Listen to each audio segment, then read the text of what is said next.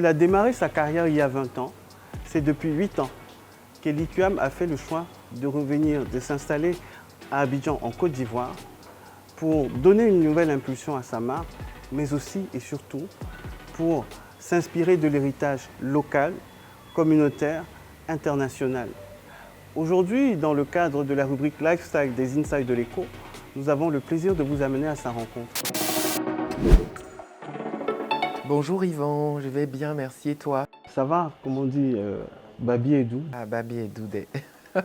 Alors déjà merci, merci à toi d'avoir bien voulu te rendre disponible pour effectuer cet entretien. Et donc sans plus tarder, nous allons rentrer dans le vif du sujet avec la première préoccupation. Si vous deviez débuter cet entretien en vous présentant, que diriez-vous? Alors, je suis Liquam, je suis d'origine ivoirienne et libanaise avec des ascendances mauritaniennes et maliennes.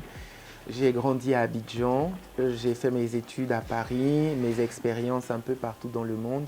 Et depuis 2015, je suis revenu au Bercail, comme on dit. Je suis rentré chez moi, déposer mes bagages. Alors moi je voudrais qu'on s'arrête sur les origines. Oui. Je viens de préciser d'origine ivoirienne et libanaise avec des racines mauritaniennes et maliennes. Vous êtes né en Belgique. Exactement.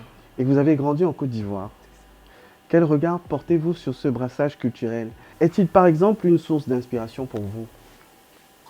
Complètement, mon métissage, mon héritage que je chéris précieusement est on va dire la Bible de la maison Eliquam. C'est en ces jalons que je trouve mon inspiration. C'est en cela que vous allez reconnaître une multiculturalité.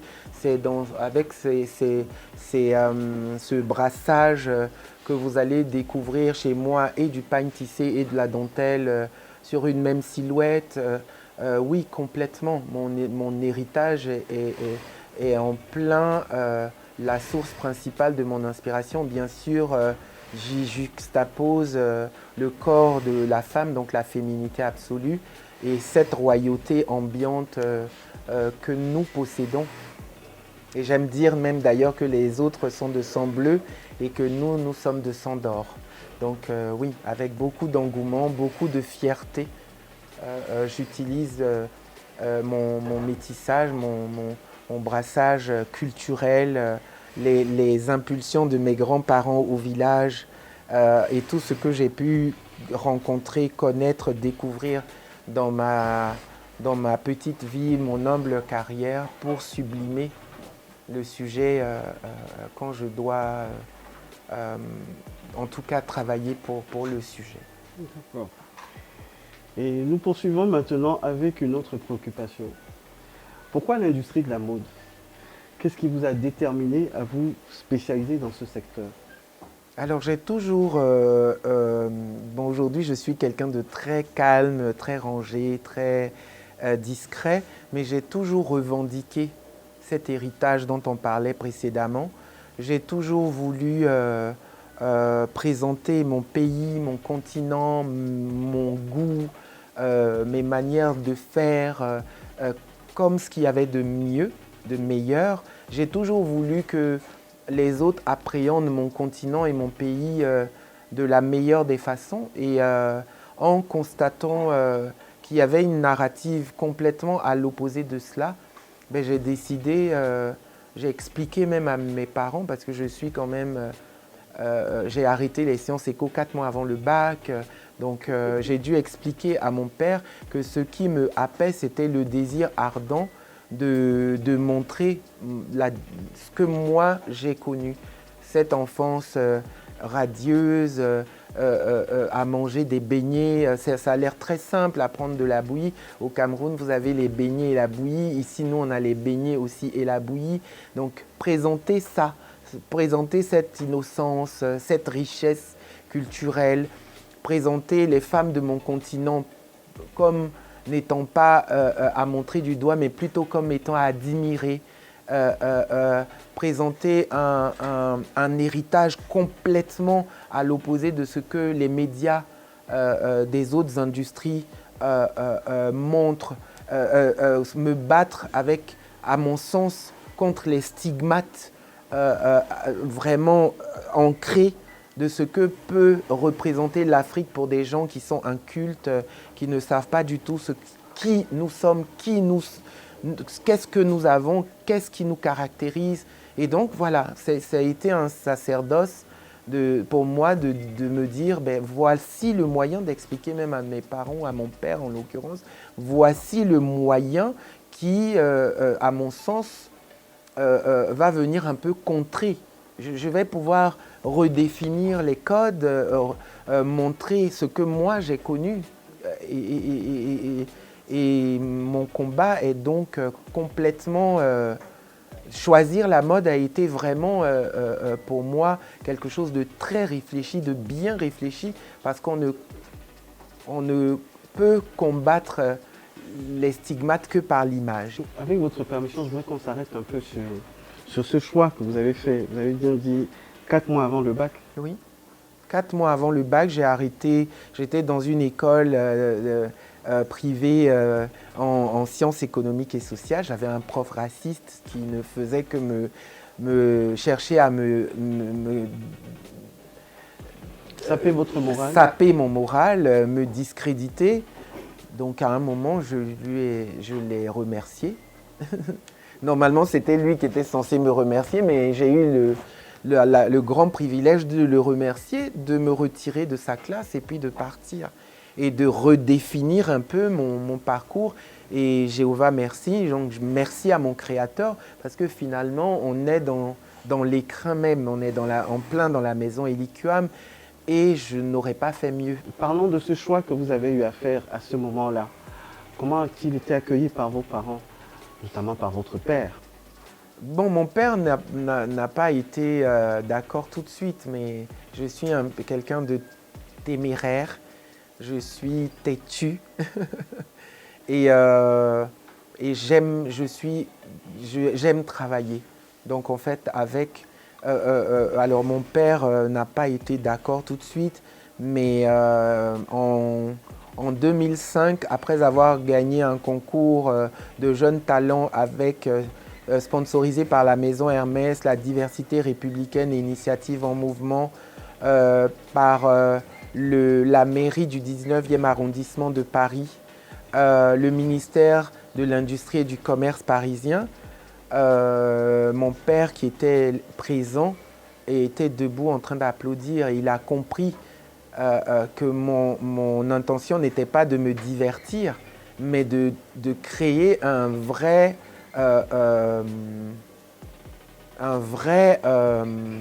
réaliser une passion.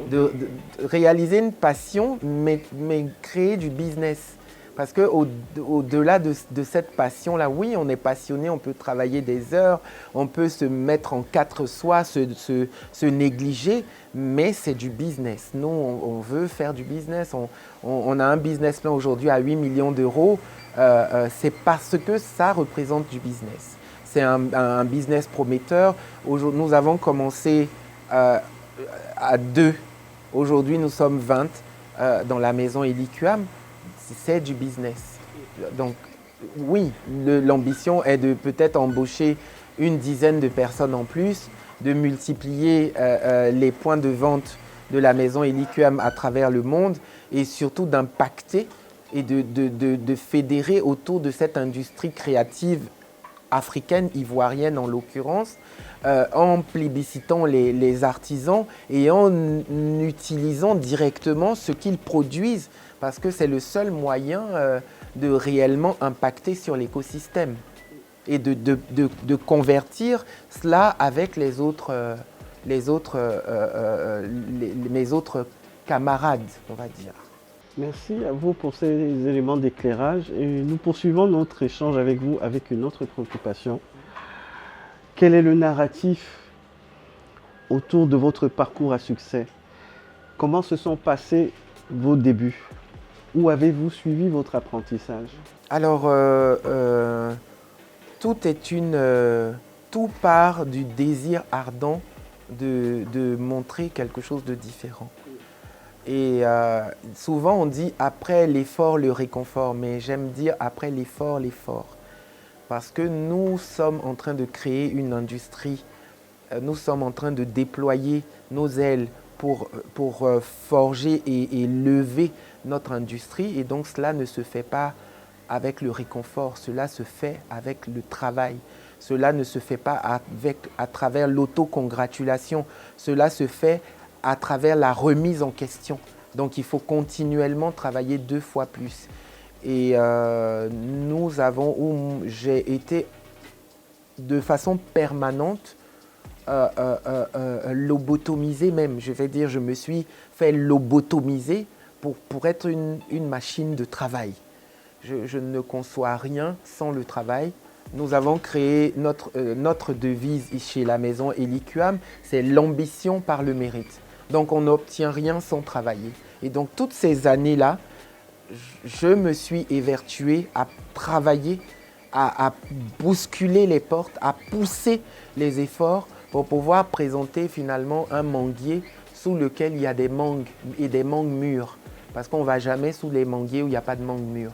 Et puis finalement aller dire, voilà, nous on fait ça, qu'est-ce que vous voulez faire?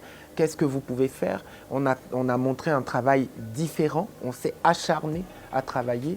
Et pour moi, c'est la seule devise. C'est vrai que l'argent, c'est le nerf de la guerre, mais personne ne vous suivra s'il n'y a pas de travail. Donc, au fil de toutes ces années-là, je me suis remis en question. J'ai gagné un concours après mes études à Paris. J'ai été plébiscité ou interviewé pour aller travailler et gérer un atelier en Arabie Saoudite. J'ai été ensuite, après cette expérience en Arabie Saoudite, interpellé pour aller gérer 7 usines de production avec un pôle de wholesaling en Chine, ce qui m'a aidé à maîtriser le travail dans un atelier de couture. Et puis finalement, après ces expériences, je suis rentré à Paris pour peaufiner en fait mon savoir-faire, aller dans des maisons pour savoir c'est quoi les petites mains, aller voir des gens de qualité, de maîtrise, de métier pour finalement me confronter à eux et affiner mon œil, affiner ma vision, affiner mon engouement pour la belle facture pour un vêtement, la belle facture pour un shopping bag, la belle facture pour l'espace de boutique que vous allez voir tout à l'heure. Voilà, donc finalement, tout tourne autour du travail chez nous. Nous nous remettons en question de façon permanente et nous nous confrontons au meilleur pour devenir meilleurs. Et donc, voilà vraiment comment a été finalement organisée la maison Eliquam autour du travail. Et il n'y a pas de répit. Notre devise aussi, c'est de ne dire non à aucune cliente. Nous devons trouver le moyen de mettre en place le process ou le protocole qui va la satisfaire. On ne peut plus, voilà, quand une cliente nous contacte, c'est déjà un privilège. Voilà comment tout ça se jalonne. C'est un travail d'équipe. Donc un travail d'équipe, on est confronté à nos différentes expériences pour produire le meilleur. Et donner finalement ce qu'il y a de meilleur parce que dans ma famille, on ne remercie pas celui qui tue le bœuf, on remercie ceux qui viennent le manger. Donc voilà, on va se confronter nos savoirs, nos expériences pour produire ce qu'il y a de meilleur parce que ce n'est pas nous qu'on doit remercier, c'est ceux qui acceptent de porter, ceux qui acceptent de dire. Comment s'est effectué le déclic? Qu'est-ce qui vous a déterminé à créer votre marque? C'est un sacerdoce, c'est un appel, c'est le désir ardent de sublimer l'autre. J'éprouve beaucoup de bonheur à donner de l'excellence. Jusqu'à présent, chaque fois que je livre un écrin à une reine ou un roi, j'ai toujours mal au ventre. Je suis happé par ce désir ardent de donner le meilleur, de sublimer mon roi ou ma reine. c'est ce qui me happe. Donc, pourquoi, je ne saurais même pas vous dire pourquoi, ça a été d'une évidence capitale. Et comme je suis croyant et que je sais que le premier adjectif de notre Créateur, c'est la création, donc je lui suis redevable et reconnaissant de façon permanente pour avoir été choisi pour finalement donner le meilleur aux autres. Et lorsque je donne quelque chose aux autres, je me considère comme un messager. Donc j'ai toujours très peur de donner ce qui n'est pas à la hauteur de son don. Vous voyez, il n'y a rien de plus que ça. C'est vraiment un sacerdoce et c'est un moyen pour moi de dire merci à mon Créateur parce qu'il m'a finalement donné la capacité, la possibilité de donner du bonheur aux gens ou de participer à leur bonheur et d'en profiter aussi. Et maintenant, Eliquam Couture et Eliquam Paris. Si vous deviez présenter en des termes simples ces deux marques aux personnes qui nous suivent. Eliquam Paris est la genèse de Eliquam Couture. Lorsque j'étais basé à Paris et que j'ai eu l'opportunité de créer la maison Eliquam à Paris, on a décidé de dire Eliquam Paris. En 2015, quand j'ai décidé de rentrer en Afrique parce que il était temps pour moi de le faire et que je me trouvais un peu hypocrite d'être dans un confort absolu en Europe, là, il était évident de créer Eliquam Couture. Nous avons aussi décidé avec mon grand frère Franck Fanny, qui m'a hélas malencontreusement abandonné, de créer le Born in Africa, qui est un label qui fédère et qui plébiscite l'excellence de notre continent sur notre continent. Et donc voilà, il était évident pour moi de créer et d'appréhender les choses de façon différente. Donc Eliquam Couture parce que c'est ce que mon continent mérite. Born in Africa parce que c'est ce que mon continent mérite. Et donc l'expérience que m'a apporté Eliquam Paris et donc je pense avec beaucoup d'humilité se défend bien. On va faire mieux. En tout cas, vous en parlez avec avec une belle émotion. Et nous vous souhaitons de continuer dans cette voie, dans cette lancée. Deux affirmations faites par vous dans une interview accordée à la rédaction de Bilois Magazine en 2017.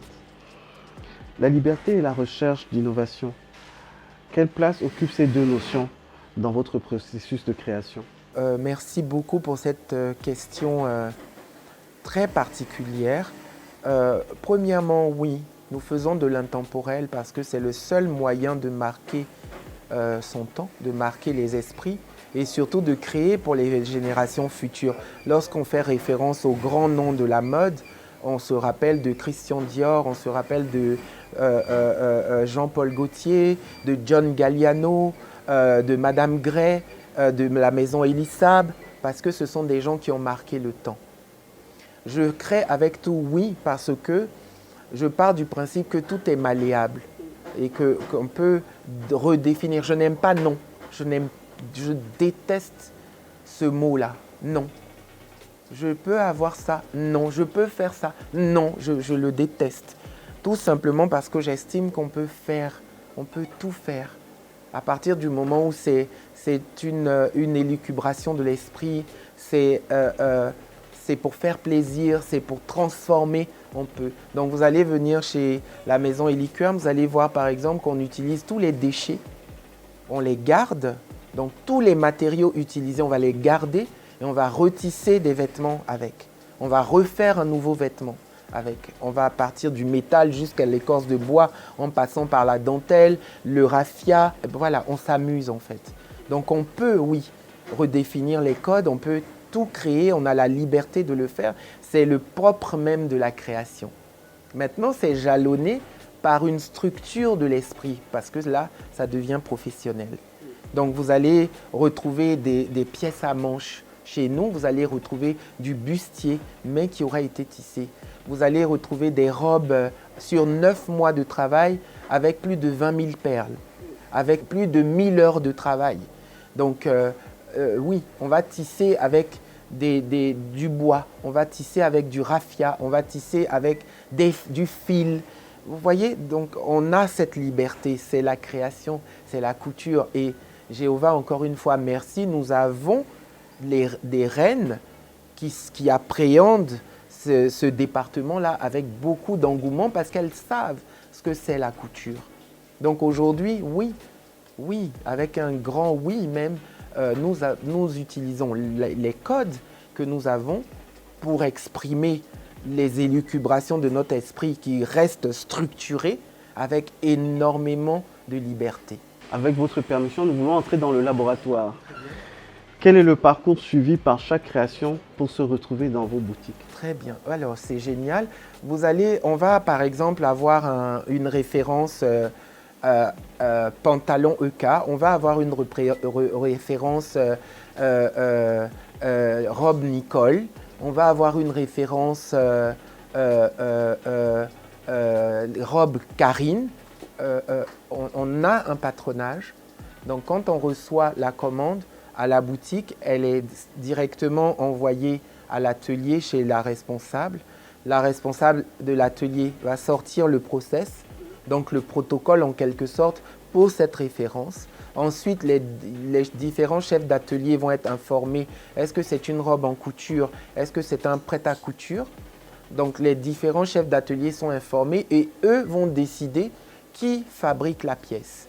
Parce que ce sont eux les responsables de leur département. Une fois que le couturier a été choisi, il va recevoir son paquet, son cahier des charges et le protocole à suivre pour telle ou telle reine ou roi.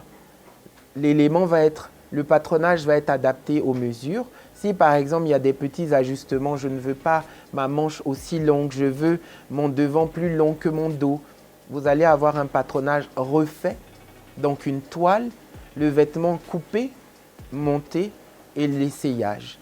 Des fois, nous avons 4 essayages quand c'est une robe de mariée ou bien une robe du soir. Des fois, nous en avons 2. Des fois, nous avons des livraisons à l'étranger où nous ne pouvons pas répéter des essayages. Mais en tout cas, voilà le processus lambda d'un vêtement qui sort de la maison Eliquam. Dès que le vêtement est fini, il va passer aux petites mains. Une fois qu'il est passé aux petites mains, il passe au contrôle qualité. Et puis le processus, encore une fois, pour la livraison est validé. Une fois que le vêtement est validé, il va être rapatrié à la boutique et la responsable de la boutique va organiser sa livraison. Autrement, si c'est moi, parce que je travaille directement avec certaines entités de la maison Eliquam, donc je vais devoir me rendre chez ma reine ou mon roi, faire ses essayages, faire la livraison. Il y a un vrai service, un vrai sur-mesure, un service à la personne qui est entamé à ce moment-là. Et vous avez le service jusqu'à après la livraison. C'est-à-dire qu'aujourd'hui, si je travaille pour ma reine, si elle a un zip à refaire qui vient d'une maison de couture ou d'une maison autre, je ne vais jamais lui dire non. Je vais et je me dois de faire la retouche pour ma reine. Ça fait partie du service, de son sur-mesure. Voilà un peu comment, en grosso modo, comment ça se passe. On a envie de rentrer dans le laboratoire. Bienvenue. Pour un stage. Avec grand plaisir. Et maintenant, on le sait, les femmes occupent une place centrale. Complètement. Pour la maison Eliquam Couture. Ce qui nous amène à vous poser la question de savoir à quel type de femmes sont destinées vos collections? Alors, notre ambition est vraiment d'habiller toutes les femmes de la Terre, mais vraiment. Et Jéhovah, encore une fois, merci, nous habillons des femmes avec un certain niveau social. C'est la reine, parce que ma mère m'a toujours dit, Élie, si tu respectes les autres femmes comme des reines, je serai la femme la plus honorée. Il y a 2 choses que ma mère m'a toujours demandé de faire. Si tu honores Jéhovah et si tu respectes les femmes, je serai la femme la plus heureuse du monde. Et je m'évertue à faire cela. Et notre plus grand modèle, nous avons vraiment de très belles, reines. Mais nous avons comme modèle Madame Marie-Thérèse Houphouët-Boigny. Et les valeurs, les codes que cette femme transporte sont ce qu'il y a de plus motivant chez nous et pour nous. J'aime habiller les femmes de belle qualité. J'aime habiller les femmes discrètes. J'aime habiller des femmes qui impactent sur leur environnement, sur leur écosystème. Ça me gratifie au plus haut point. J'aime habiller des rois qui bâtissent pour que finalement d'autres en profitent. Voilà ce qui me happe. On a parlé de femmes, mais nous avons eu le grand privilège d'habiller son Excellence, le roi du Maroc. Et en fait, depuis cette belle expérience, aujourd'hui, nous habillons des hommes. Donc, des femmes et les hommes, mais des personnes de qualité. Vous savez, j'ai comme business model les maisons de couture. Quand vous regardez la maison Balmain, qui est tenue par M. Olivier Roustin, quand vous regardez la maison Chanel qui a été tenue par M. Karl Lagerfeld, quand vous regardez la maison Dior qui a été, dont le pôle créatif a été magnifiquement géré par M. John Galliano, quand vous regardez la maison Gauthier, vous voyez, c'est évolutif. Mais il n'en demeure pas moins que ce sont des marques qui portent du Eliquam, ou avoir du Eliquam aujourd'hui, c'est conjuguer le verbe excellence à tous les temps. Donc, nous sommes reconnaissants, nous, de cela, mais nous travaillons encore plus. On reste toujours sur vos créations, hein. On retrouve dans vos créations 2 réalisations qui retiennent particulièrement l'attention. Une robe en bois et une robe en cheveux. Que pouvez-vous nous dire à ce sujet? Retrouvé au Burkina Faso dans un atelier de tissage et l'expression qui est venue, c'est fil par fil. Et en fait, je me suis rendu compte que si fil par fil nous étions liés, nous allions impacter de façon puissante sur notre environnement. Et aujourd'hui, nous avons un concept fil par fil. C'est devenu un concept ici.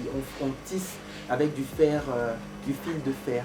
On tisse avec des perles. On tisse avec du fil de coton. On tisse avec du... Parlons de recyclage ou bien d'éco-responsable. On tisse avec des profondeurs dans nos ateliers, dans notre laboratoire, et ainsi de découvrir ce que l'artisanat est capable de faire en Afrique. Ce que nous avons comme potentiel. Quel type d'artisans, nous, en tant qu'Africains, nous avons ici sur le continent. Et à partir de ce moment-là, vous allez vous rendre compte que c'est incommensurable. Art was born in Africa. That's why we create le label Born in Africa. Parce qu'on veut fédérer, on veut construire, on veut bâtir autour de l'excellence. Si vous le voulez bien, nous allons nous attarder sur l'une de vos actualités brûlantes. Que pouvez-vous nous dire au sujet de la Fashion Week d'Abidjan que vous préparez actuellement? Merci beaucoup pour cette lucarne. Alors, on est en plein dedans, on est en train de préparer la première édition de la Fashion Week by Eliquam à Abidjan. On en est très heureux d'ailleurs, on a beaucoup d'engouement. C'est la première édition, donc on est en train de tout faire pour que cela se concrétise. On a le concours de jeunes talents, le concours Marie-Thérèse Houphouët-Boigny, pour plébisciter aussi les nouveaux arrivants dans le secteur. Nous avons le grand show le 12 octobre avec 15 designers du Ghana, du Bénin, de la Côte d'Ivoire, du Sénégal, du Mali, du Nigeria. Donc voilà, ça promet, ça se déroulera. Donc vous êtes tous invités à venir participer à ce bel événement qui va plébisciter l'excellence en Côte d'Ivoire, mais aussi et surtout sur le continent. La Fashion Week se déroulera donc du 10 au 13 octobre 2024 à la Fondation d'Envahi. Donc vous êtes invités à venir partager ce moment et surtout à nous soutenir puisque vous avez une belle plateforme. Quel est votre point de vue au sujet des industries créatives et culturelles, notamment dans le secteur de la mode et de l'industrie textile? Alors vous avez déjà vous avez des marques qui défilent sur le territoire ivoirien. Vous avez plusieurs marques qui défilent à l'étranger, qui ont réussi à créer un engouement international. Vous avez la Falaise Dion, vous avez Holo Concept, vous avez Loza Maléambo, vous avez Simone et Elise, vous avez Pélébé, vous avez Quintet Gentleman. Donc aujourd'hui,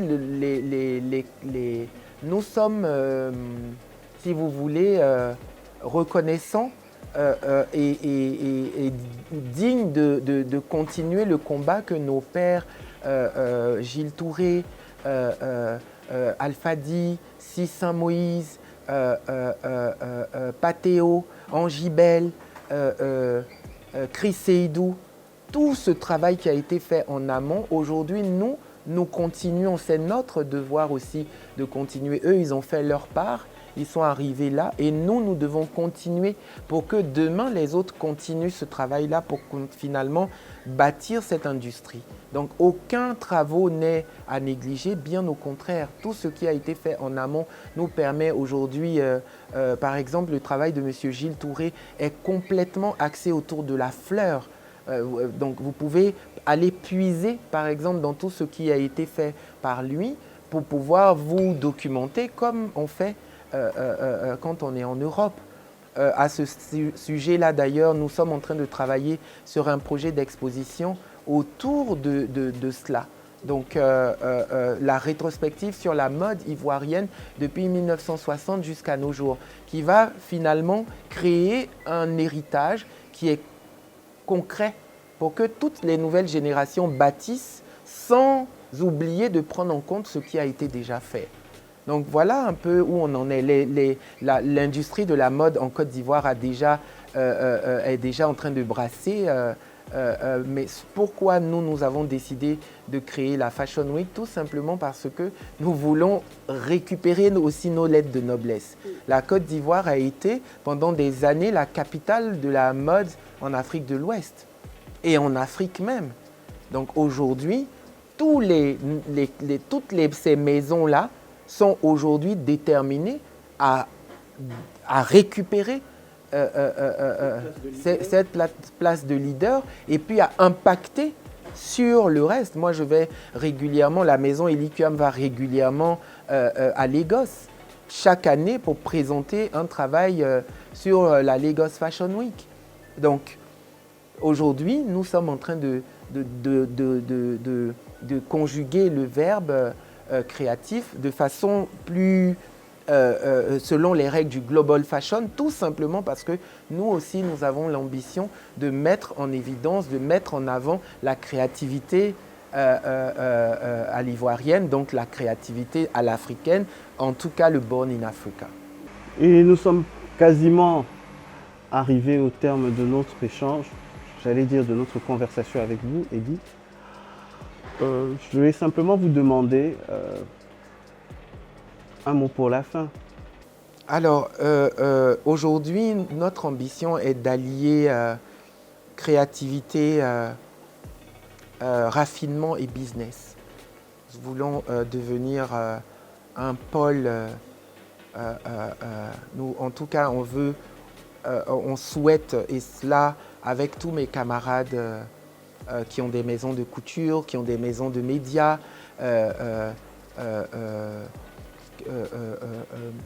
qui se battent à leur niveau, et je pense à quelques-unes de mes reines dont je ne dirai pas le nom pour ne pas les montrer du doigt. Merci pour le combat mené. mais rien ne s'obtient sans le travail. Donc moi, ce que j'aurais à dire à ceux qui nous écoutent, c'est s'il vous plaît, les réseaux sociaux, les gbérés, les mapanes, tout ce que vous voulez là, ça ne construit rien. Ce qui construit là, c'est le travail. Donc on va se mettre au travail et puis on va construire. Maintenant, le reste là, c'est que de la distraction. Et je pense que la distraction ne mène jamais bien loin. Ça, c'est ma vision. On peut se détendre avec par la beauté, tout simplement. Donc voilà en quelque sorte, s'il vous plaît, on se met au travail. On doit se mettre au travail. Parce qu'on a du travail. On a des milliards à gagner. Et on ne gagne pas des milliards en étant assis pour regarder Kim Kardashian, parce qu'elle a déjà ses milliards.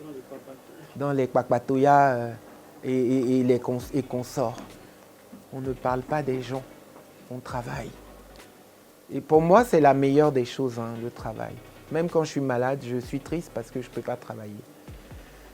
Voilà. Merci beaucoup. Merci à vous pour ce beau moment de partage. J'espère que ça va servir. Merci de nous mettre en lumière, de nous donner la parole en ce moment très intense. Merci de nous soutenir. Et puis, voilà, on vous attend pour la Fashion Week.